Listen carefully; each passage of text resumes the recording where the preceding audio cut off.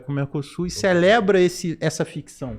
E celebra essa ficção, esse sistema que está funcionando para servir mas a esses países em parte eu concordo contigo, Frederico, mas vamos considerar uma coisa.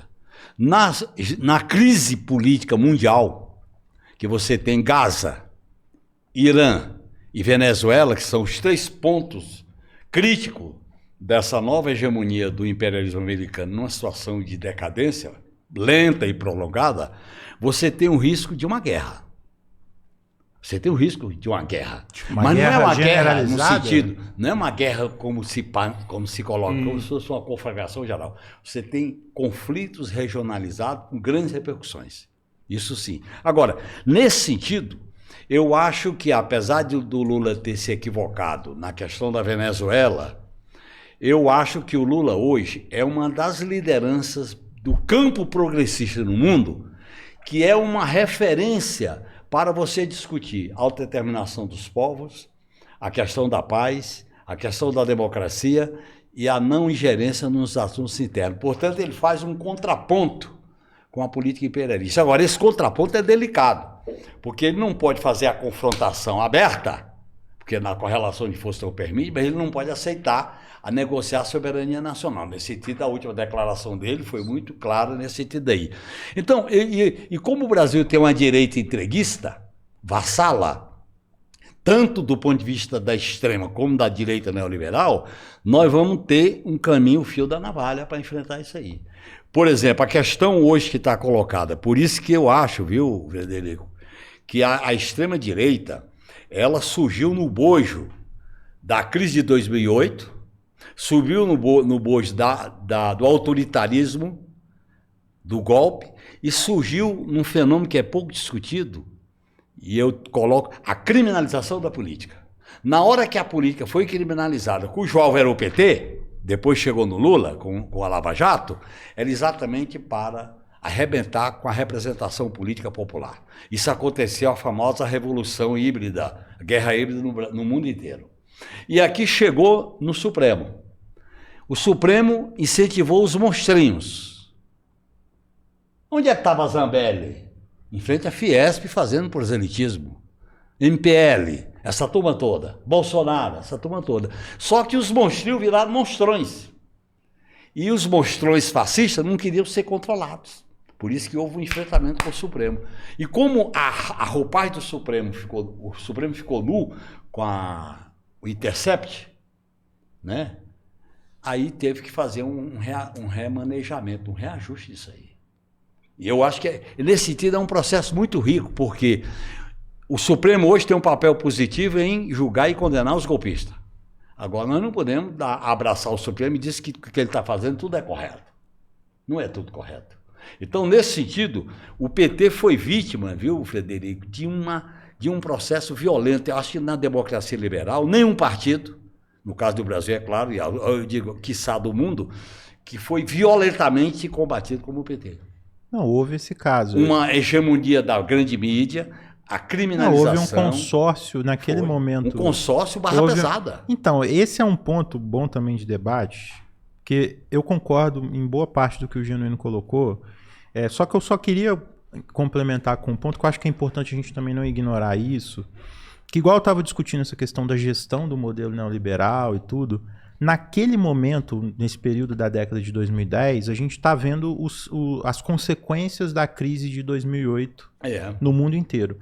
E um dos problemas políticos dessa crise de 2008 é o problema político da destruição e da perda de popularidade dos partidos políticos tradicionais. Então, no Brasil há esse processo que ele foi impulsionado pela Lava Jato, mas esse é um processo global. Você pega, por exemplo, nos Estados Unidos mesmo, a direita tradicional do Partido Republicano ela foi substituída pelo trumpismo. Sim. Lá no Partido Democrata mesmo, você tem uma contestação muito forte pela esquerda com a candidatura do Bernie Sanders, que era uma candidatura para os Estados Unidos, uma candidatura social-democrata, mas para a realidade dele é quase um revolucionário. E você tem essa contestação. Você tem, por exemplo, na Europa, a Grécia, o Partido Social-Democrata tradicional da Grécia, ele foi dizimado eleitoralmente porque ele estava no governo comandando a agenda de austeridade que afundou a Grécia. Você tem na Espanha o Partido Social Democrata da Espanha, que ele também afunda eleitoralmente. Então, todo esse processo também está associado a uma dinâmica em que você tem partidos tradicionais, partidos com essa força popular, esse histórico popular, tocando políticas que, no fim das contas, são políticas que estão gerindo ali um sistema que é um sistema que é contra também a própria base. Nesse sentido, não relativizando a questão da Lava Jato, e aí nós concordamos integralmente, né? Inclusive, para mim, a Lava Jato ela tem um componente até externo, no sentido de ingerência externa na política brasileira, com procuradores embora aqui. eu considere que dentro do próprio PT também eles tiveram aliados. Talvez aí a gente conversa até em off sobre isso. Tinha infiltrados ali no PT? Imaginar aliados do PT e o PT sendo criminalizado, sangrado. Quase acabou. Quase acabou. O Quase PT acabou. quase acabou. Então, mas não teve puxado de tapete lá dentro? Não teve. Não, acho que até porque, meu, quando veio... Quase destruíram o PT. Quando veio a ofensiva da Lava Jato, você pode dizer o seguinte: teve gente do PT, a gente podia ter combatido aquilo de maneira mais contundente. Agora, dizer que tinha partidário daquilo dentro do PT, mas não mesmo tinha. que inconscientemente, eu acho que contribuiu. Frederico, o que aconteceu ali, que a gente tem que entender, é que quando os caras colocaram a questão moral e a criminalização do PT, teve 3 vítimas. Alguns foram vítimas, está aqui uma vítima. O segundo enfrentou, e o meu candidato a deputado federal soube enfrentar o Rui Falcão, e teve um acovardamento. Não é fazer o serviço do imperialismo, é um acovardamento. Mas foi o medo político. Acovardamento eu político. acho... Não é isso que você falou, é bom usar as expressões. É uma espécie de defensismo. Por quê? Porque o PT assumiu ao longo da sua história um atalho, que eu sou crítico desse atalho.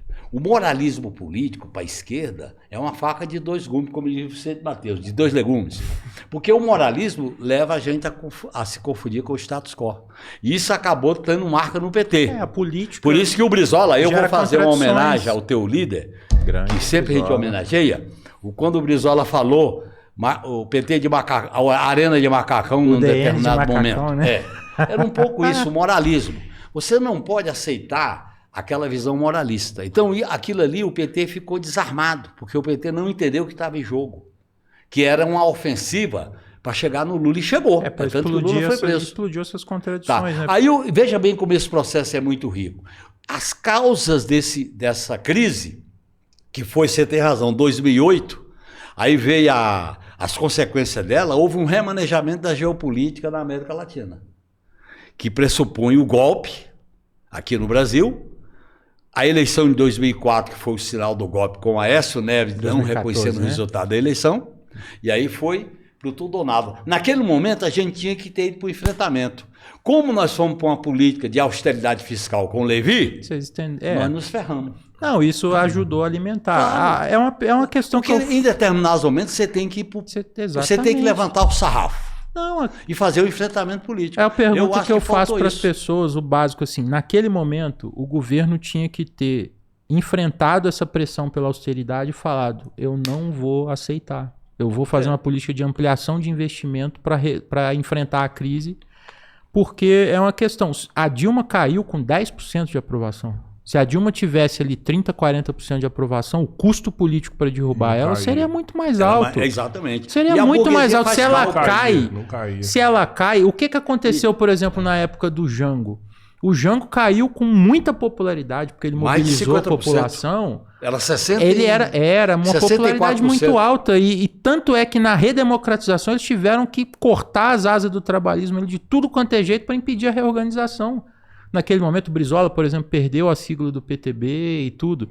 Então, houve esse processo de enfrentamento e de antipolítica, né? Só que aí eu acho que tem um elemento aqui nesse ponto, que é o seguinte: se você observa nesse período do impeachment, da Lava Jato, a prisão do Lula, todo esse processo, você vê uma série de... Você vê que teve um consórcio que se formou, que é um consórcio ali, você pega setores da direita brasileira, consórcio da maldade, à direita. Todo mundo, tirando o PT, o PSOL, o PCdoB, o PDT e alguns outros partidos menores, Todo mundo passou a apoiar politicamente o impeachment da Dilma, porque era inviável politicamente defender ela por conta da impopularidade. Você tinha essa pressão do judiciário em cima, a Lava Jato. Você tinha a própria imprensa, a Globo, bancando esse discurso o tempo inteiro. E você tinha o judiciário dando anuência para tudo que estava acontecendo na Lava Jato. Só que, na minha leitura, o Bolsonaro ele é um filho feio desse processo, né? Ele é meio que uma espécie de anomalia que apareceu ali e que surfou nessa onda da antipolítica e do antissistema para se eleger. Esse consórcio, e aí é uma questão que é bom a gente refletir, assim, o Bolsonaro não é fruto desse consórcio. O Bolsonaro é resultado no sentido dele ter aparecido, mas ele não foi criado por esse consórcio. Você pega, por exemplo, a eleição de 2018, o candidato desse consórcio em 2018 era o Alckmin, não era o Bolsonaro. Só que no processo do governo Bolsonaro, esse consórcio percebe, a Globo, o judiciário, que o Bolsonaro ele é uma figura instável, incontrolável, e aí entra uma mudança nessa dinâmica que aí cai nesse processo atual que a gente está, que inclusive é uma das dificuldades e contradições da política. Mas só para fechar nesse ponto, que é o seguinte, hoje há o judiciário, há uma relação do judiciário com o governo e com o PT, que é uma relação perigosa, no sentido de o governo aceitar certos desgastes que ele não precisaria aceitar. Eu queria falar isso, hein? Há uma relação, inclusive, da própria parcela da imprensa pós-2022 para cá. E assim, isso para mim é muito evidente. A Globo, em 2022, ela apoiou o Lula. Isso é muito evidente. O William Bonner não vai para... Bolsonaro e Lula, eu acho que o William Bonner não vai para a bancada, né, do Jornal Nacional falar que o Lula não deve nada à justiça de graça. A primeira frase dele na entrevista com o Lula. E isso é um ponto que isso não acaba sendo uma trava no sentido de pensar essas mudanças estruturais, porque o próprio Alckmin, por exemplo, ele é uma espécie de personificação de uma carta aos brasileiros também, nesse sentido. De ser É verdade. De ser um ele elemento. É uma segunda carta aos brasileiros. Uma espécie de. Inclusive, isso foi discutido durante a eleição, né? Na época da eleição. A carta aos brasileiros hoje é o Alckmin, que ele era o candidato desse grupo em 2018. Então, isso agora, Frederico, cria um processo político tem um problema complicado aí que é o seguinte, depois. Veja bem, tem 3 vertentes que surgiram nesse processo, que a gente tem que analisar com reflexo hoje. A primeira vertente é que a classe dominante brasileira, como classe, que envolve os aparatos ideológicos como a mídia, as associações, os milênios da vida, todo o aparato ideológico trabalhou com a ideia de apresentar o programa da austeridade fiscal e apoiou. E eles criaram a condição de seguinte, que eu acho que está em jogo hoje, vamos criar constrangimentos, porque se a gente perde o candidato, o Lula nós vamos criar a situação tal que ele vai ter que governar com o nosso programa. A mídia pensa assim, não, nós vamos criar tal constrangimento que ele não vai ter autonomia para fazer certas mudanças. Então, a questão do sistema financeiro, austeridade fiscal, privatização. A segunda coisa é que o Bolsonaro, ele teve o componente militar, que a gente está desconsiderando. Vilas Boas, Twitter, o Toffoli botar 2 4 estrelas como assessor no seu gabinete, nem na época da ditadura isso foi posto. 2 4 estrelas para ser assessor dele. E o componente militar. O segundo componente é que a crise social do neoliberalismo, porque o neoliberalismo é a destruição dos direitos, a crise social colocou a massa humana no deserto. E aí veio o discurso do ódio, da violência, do medo, com a pauta, a pauta dos costumes.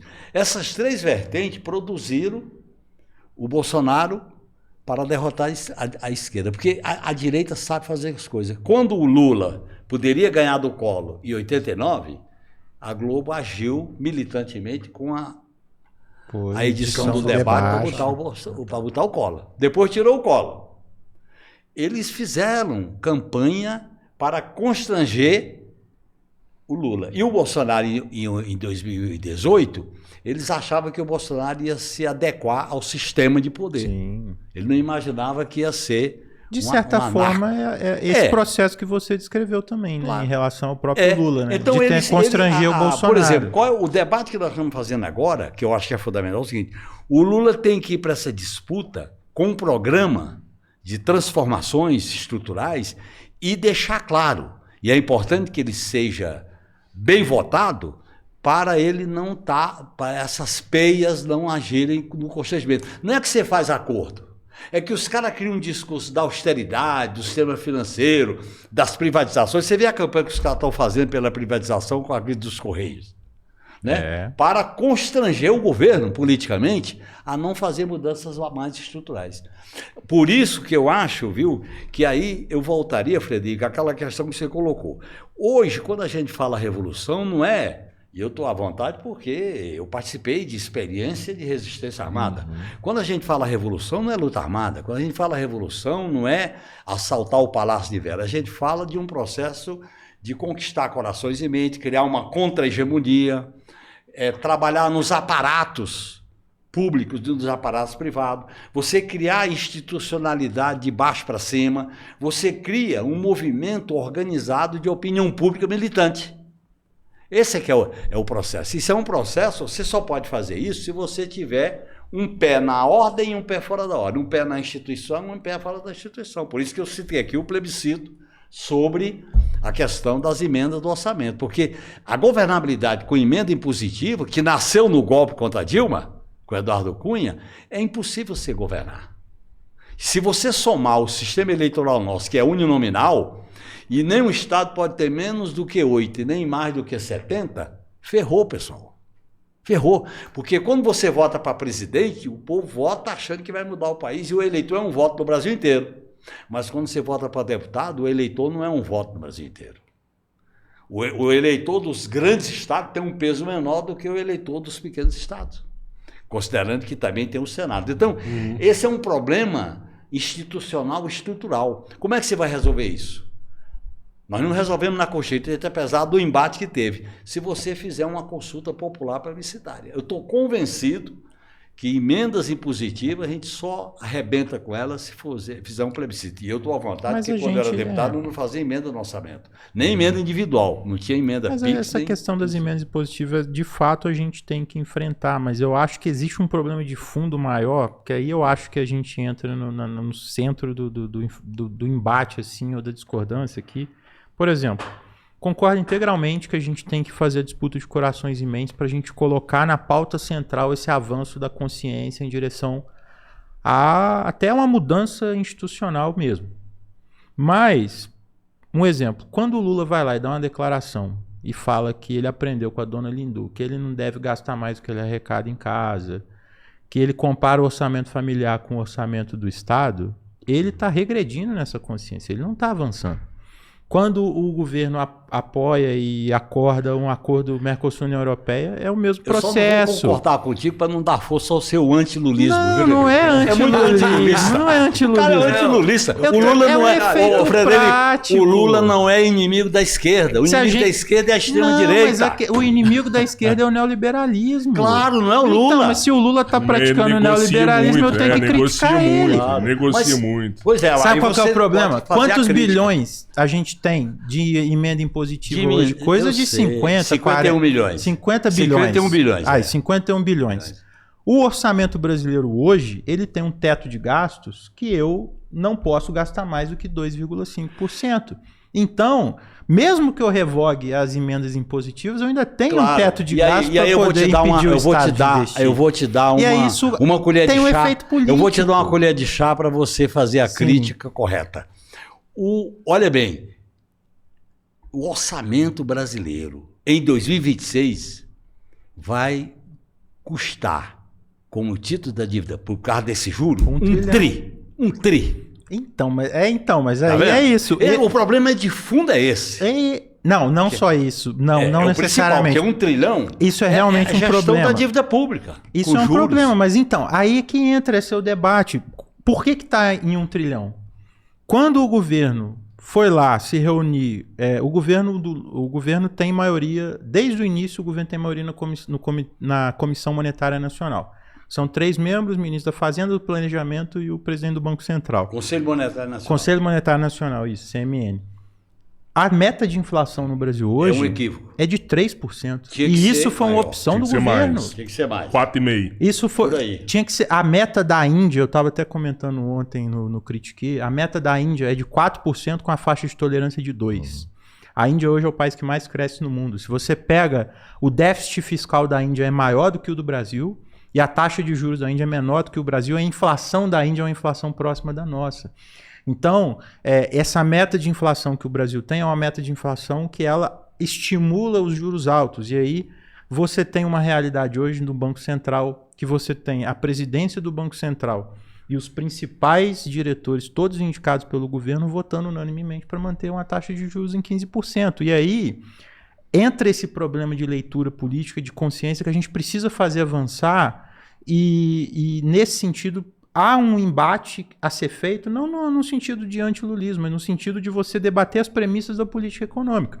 Se você pega um exemplo agora, o Guilherme Melo, que é secretário de Política Econômica do Haddad, ele foi indicado para ser diretor do Banco Central, em uma das direções. Vai ser indicado ainda. Vai ser, e agora está tendo uma avalanche, uma pressão muito forte do mercado contra o Guilherme Melo.